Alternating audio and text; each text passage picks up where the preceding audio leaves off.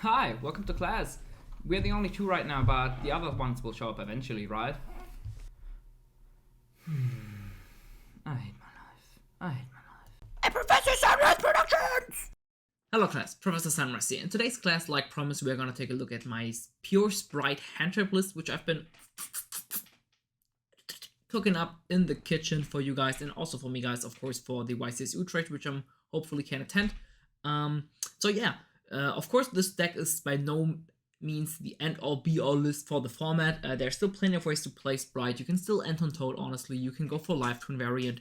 You can go for, what's it called? You can go for Tri-Brigade. You can do plenty of stuff with it. And of course, we're in Darkwing Blast after the YCS. We're also getting support where Sprite is getting even stronger. But honestly, I really like this deck. It just plays a minimal amount of bricks and just has a very strong normal summon engine. It's a dark summoning beast engine. I don't know how to call it, honestly. So yeah, without further ado, don't forget to like and subscribe, leave some feedback down below, and let's get right into this profile. Here we are in the profile, and of course, if you take a look at this for now, this looks pretty basic. But honestly, I feel like this is what Sprite is really all about. It's just being all about all that consistency and all of those hand traps and all of the defensive cards. So before we go into it, I'm sorry I can't give you this in with real cards. Of course, I always prefer to do it because fidgeting with cards is just my thing and I'm addicted to it. But I think this is fine. And later on in this video, I'm gonna showcase you guys the new combo. They're pretty basic, but honestly, it just feels good to show them to you guys. So for the starters of the deck, we have 3 starter, explanatory, 3 Dark Beckoning Beast, and 2 Opening of the Spirit Gates. These are both 1-card starters. They do have their quirks and benefits. Mostly, these are dark, so you can go into Djinn Buster. And secondly, you don't really need waters anymore, so you can just play Dark Beckoning Beast, which itself, without Toad in the format, has the best utility for Sprite, because Opening of the Spirit Gates is starter without using, which doesn't lose to Gamma, just because you have the revive effect. So this card themselves give you 2 bodies on the field, and if you discard, you can get another body. So you can extend through multiple hand traps. For example, better with this to still give you fall up without going into the Toad. So this feels really good. And for now, I've really enjoyed using this engine. 2 desires. The build did change up a bit because without like a good boss monster, I really wanted to play multiples of these Sprite Red and Sprite Carrot, how they do it in the OCG, because they are playing a way more of like a pure Sprite approach, and I really wanted to copy that. And Desires just felt like a natural fit for that. Prosperity was always kind of iffy in Sprite because you really wanted the extra deck utility the deck gives. And now with 2, like with more of the one-off in deck, I feel very comfortable with the Desires, and I haven't really struggled with Desires banishing 10 even into Runic, because the deck, like half of it is basically, excuse me, hand traps. So there's no real problem of using Desires in it, and even before Banlist with Swap Frog, people were on the Desires. So I think top 8 at YCS Niagara, was it?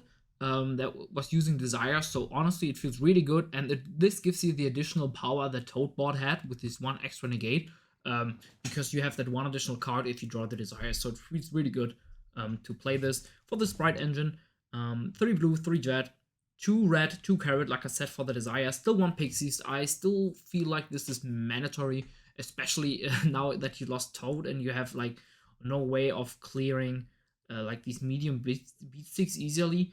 For like everything which has like 2.1k, you basically already have to use Sky Cavalry. So in the mirror, it becomes you kind of forced to use your extra deck way more if you don't have the pixies. And of course, playing pure, you really want to have the additional targets for the blue and jet, especially the blue. And the battle protection is still something which comes up. It's slightly less important now because you lose less if your opponent just runs over your elf. And you will almost always just get follow-up with it. So if the opponent decides to go battle phase, you can just declare elf and be fine because you are not using double Toad. But Pixie still feels so good to use. And then 2 smashes. I'm iffy about it. I've tested it, and because we are not on Rodent Totem anymore, I think we are still fine to run that 1 additional brick. And this is a pure list, like I said, and as you can see, so we are grinding quite a bit, and having that additional smashers for the grind really comes up. And of course, we are on 2 desires, so playing 2 feels kind of okay. But mostly, I'm always fine with like 2 bricks, and so far, all of these were starters, extenders, or starters, however you want to call them. So Smashers just feels very fine to be played at 2. Of course, this is kind of bad going second, but so was the Ronin totem, and we are, like I said, still only on 2, so we should be fine. And then for the hand trip lineup, 3 Ash, 3 Nip, 3 Vela, 3 Imperb, 3 Crow, and 2 Bell. Depending on the meta, of course, these could change. For now, I'm disliking Crow a little bit because all of these Sprite lists right now, which have heavily cut the Toad package, or the Frog package in general, Crow just does less and less against. A lot of rooting sprites are running around where Ghost Bell is just really good because if you get rid of that first fountain draw, you usually are good to go. Like card advantage wise, because they will struggle to get that additional draw in there because usually they go all in on that, and if they get like 2 to 3 runic cards and then they had an additional card in hand, they basically are not playing Sprite, so they're good against that. So in testing, I'm probably gonna play that third Ghost Bell. And all of these others, I feel like are just not worth to cut it, especially Nibiru now is very important for going first, just because we are so follow-up based. Having that Nibiru in our hand is just so good that we are basically guaranteed to survive. And Crow just feels like the natural fit to cut. Of course, these are all really good against the elements apart from Ash. But Ghost Bell is just slightly better than Crow against all of the other matchups. It's also really good against Mathmech. It's really good better against Runics. Really decent against Exorcists, where you can hit the Returnia, however it's called. So it really feels natural for me to play one Ghost Bell over one Crow. But of course, depending on the format, these could change up. And I don't want to cut a third Ash because it's so good against Runic, and on Dueling Book or locals, it just feels good to play 3 Ash because it's generically the best hand trip, of course. Then for the extra deck, 3 Elf, 2 Gigantic, pretty standard, don't need more than that. 1 Djinn Buster, this is the new boss monster, where you have the 2-card combo of like a normal summon and a blue and a jet. You want to end on this, or where we have like 2 level 2 bodies plus blue or jet. We want to end on this plus carrot, so that we have a monster negate, a spell negate, plus smashes. So that's basically the same endboard you had before, just slightly less good. Giving you less follow-up, but that's all fine and dandy in my book. 1 Soul Sweeper, mandatory. You need to outbig bodies. Sky Cavalry Centaur, mandatory. Zeus is amazing, so that we are still playing that package. 1 Army Rush, it is to make the opening of the Spirit Gates a 1-card combo. I'm going to showcase you guys that later. 1 Masquerena Unicorn package. Haven't made this yet, but in theory you can make this instead of the Djinn Buster, depending on the matchup. For example, if you're up against Eldritch, you probably want to go for that. Unicorn, of course, to go with it. Really solid card. 1 Dark, of course, still insane in the mirror. And 1 Topologic Theroboros. People pre-Banlist even played this, so I wanted to test it. Now that I have plenty of extra deck spaces left up for me. Haven't made it yet, but in theory it's really good as a plan C, where if you have spent most of your resources, you just try to make this, maybe even with Masquerena Elf in the opponent's turn, and then you have a really big beat 6, which is kind of hard to out for the opponent. So that's the theory, and with 2 Desires in our main deck, we actually banish ourselves quite effectively to get this kind of big. So that's the theory behind that. Like I said, I haven't made it yet in 6 builds, but then again, most 6 matches, but then again, most of these extra deck is really not used so often. It's mostly these 3 or these 5, then the 1 Xyz body you have, then these, the Zeus package, and everything else is basically not used that much. Dark is also used, of course, in the mirror, but like these 4 to 5 slots are not used that much. So I'm fine with it being not used too often yet. For the side deck, 3 Cosmic. Depending on the format, you can definitely main deck this. I've wanted to main deck it, but I really wanted to have the disruption here. But this is just really solid in the format right now. You can hit Smashes with it, you can hit Salik with it, you can hit Runic Fountain with it, you can hit the Super Factorial with it, if they set it up, of course. So these just feels really good and almost main deck worthy. I'm not too sure yet because I really want my hand trips to be alive to get me there going second.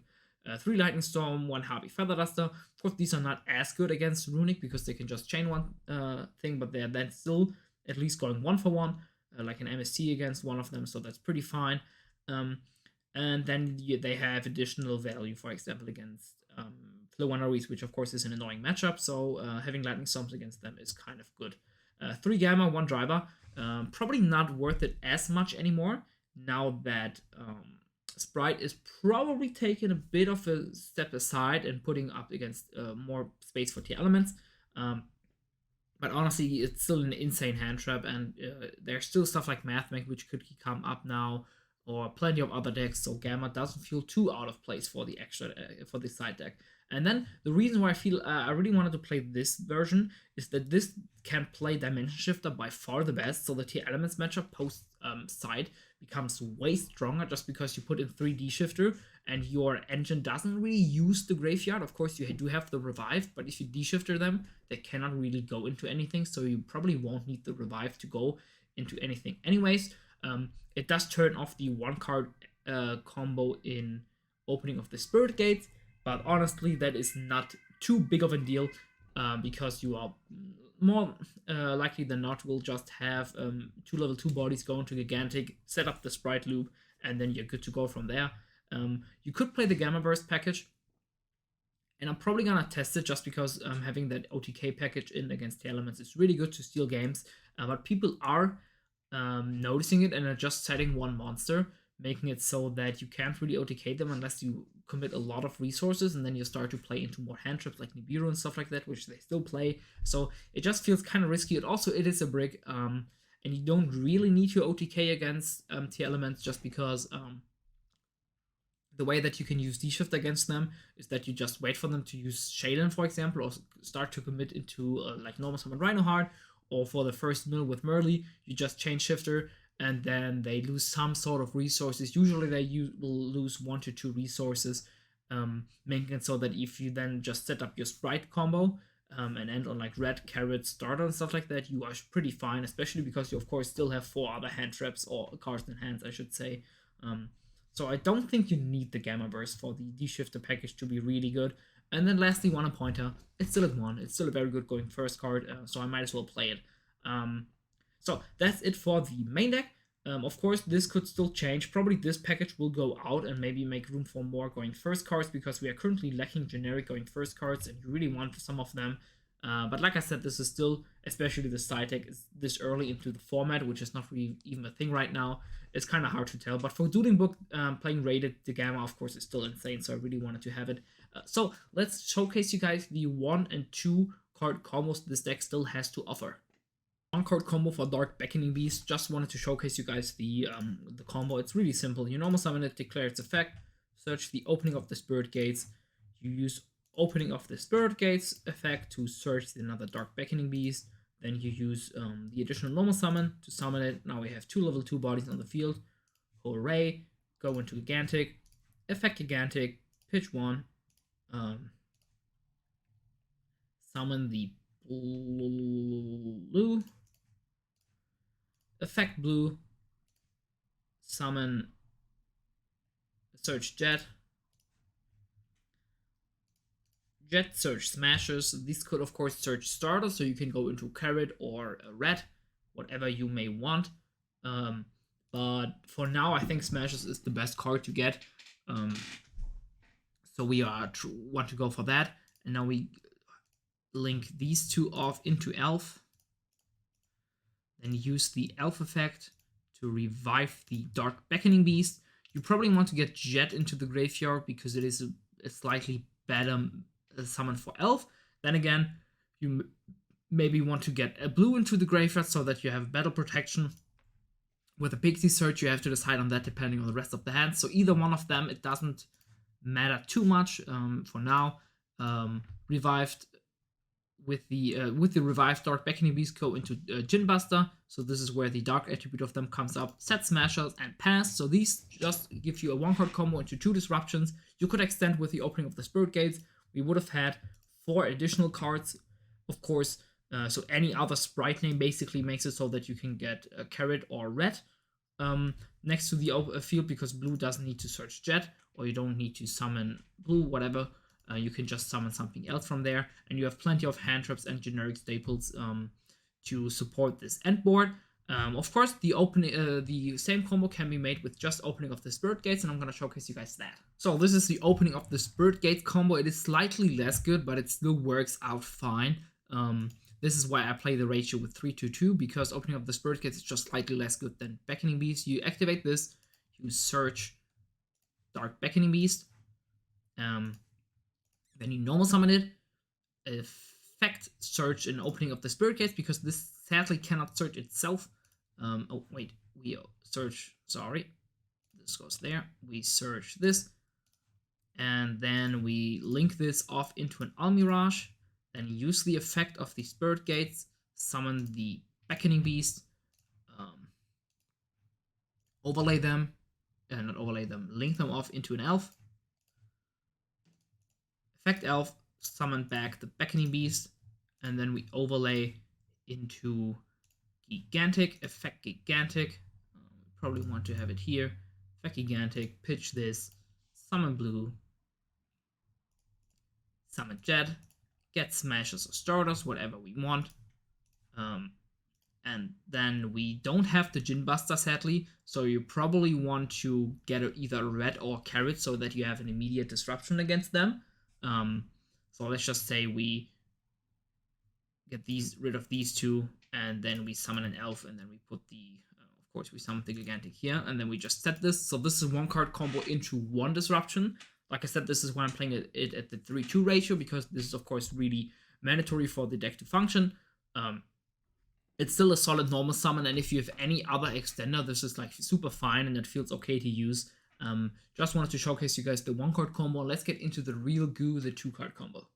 Like I said, for the 2-card combo, doesn't really matter what you draw for them, so I feel, like I said, comfortable to play the ratio I've been using. So let's just start with opening of the Spirit Gates. Of course, feels really good to activate this because this plays around Gamma so well.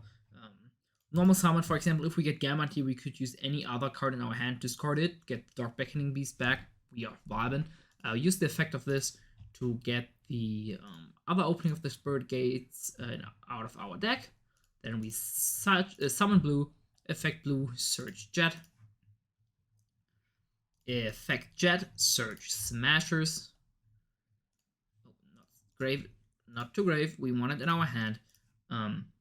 Then overlay these two, definitely overlay the Dark Beckoning Beast, that's very important. Effect, pitch Beckoning Beast so that we have it engraved for revive. Summon Carrot, importantly summon Carrot here because we really want to have a spell trap negate on our board, and we already get a monster negate with the Djinn Buster, and most importantly, most of the hand traps usually will have monster effects, so having that one spell trap negate is really mandatory in my opinion. Then you link these off into an Elf, effect Elf, revive, depending on what you need, of course. If you want to have the battle protection, you will revive the Blue. If you already have a name in hand, you can definitely revive the Jet, so that way you would just revive a Blue in the next turn and attach another name. That way you are not locked into link 2s, rank 2s, and whatever immediately at the start of the combo, turning Zeus combo up, Unicorn into Zerberus, stuff like that. This are all turned on if you have an additional name. For now, let's just search this, or summon this, effect, pitch the gates which we searched, revive the Dark Beckoning Beast,